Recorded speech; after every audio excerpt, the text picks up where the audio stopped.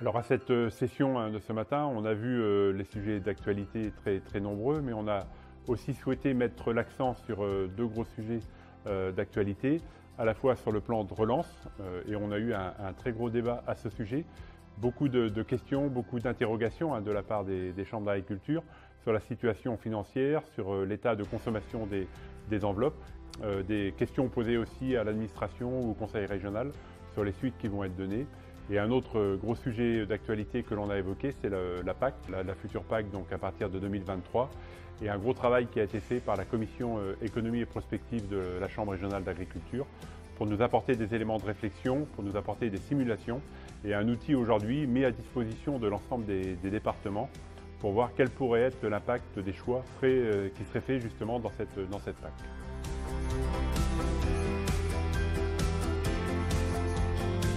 L'agriculture est vraiment dans un virage, on le voit actuellement, justement par rapport au sujet que l'on a vu ce matin. Mais on sent que l'agriculture est fortement interrogée, fortement interpellée, à la fois sur son rôle de production alimentaire et de souveraineté alimentaire, qui est un gros débat aujourd'hui mis en avant au niveau de la région. Quelle est la capacité de notre agriculture régionale à répondre aux besoins alimentaires de la région? Et on l'a vu depuis un an avec la crise qu'on connaît, beaucoup aussi de questions ou d'interrogations des consommateurs. Est-ce qu'on produit finalement chez nous ce que l'on veut consommer? Donc ça, c'est un grand débat. Et puis la nécessité pour l'agriculture aussi de répondre aux autres enjeux, aux enjeux environnementaux, aux enjeux sociétaux, et donc avec une nécessaire transition. On parle de la transition de l'agriculture, de la transition agroécologique. Il faut qu'on l'accompagne parce qu'on voit bien que l'agriculture a aussi des contraintes économiques fortes. Et donc nous, Chambre d'agriculture, Chambre régionale, départementale, on veut aujourd'hui accompagner l'agriculture dans cette transition. On a la chance en Nouvelle-Aquitaine d'avoir une agriculture très riche et très diversifiée.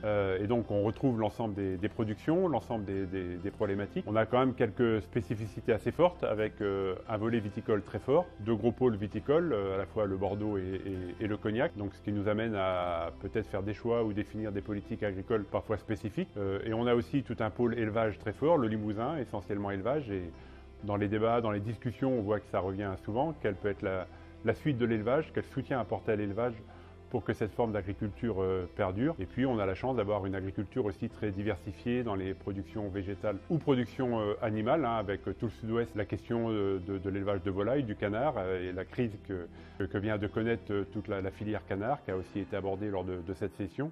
Sur les grandes cultures céréalières, avec les difficultés connues sur 2020, mais aujourd'hui des perspectives qui semblent être plus favorables avec la remontée des cours. Donc une agriculture très riche, très diversifiée, qui permet justement d'avoir ce point de vue très large sur l'ensemble des productions agricoles.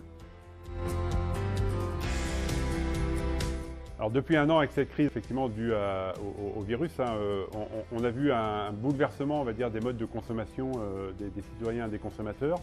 Dans un premier temps, avec le confinement, il y a eu un arrêt de l'ensemble des débouchés restauration hors domicile ou de beaucoup de débouchés. Mais ensuite, on a vu se développer très fortement une demande de production locale de la part des consommateurs. Et c'est vrai que la chance que l'on a d'avoir cette agriculture diversifiée, une agriculture de qualité aussi, avec beaucoup de signes de qualité, notre agriculture régionale a permis de répondre à la demande des consommateurs. Il a fallu réorganiser très vite les circuits de distribution et donc aller beaucoup plus vers la vente directe, la vente en circuit court, mais ça on y était déjà, on va dire, assez habitué ou assez organisé, donc il a fallu développer ça rapidement. La grande distribution a aussi joué le jeu. Aujourd'hui, c'est qu'on voit que les filières de vente directe ou de forte valeur ajoutée que l'on avait dans la région tirent leur épingle du jeu.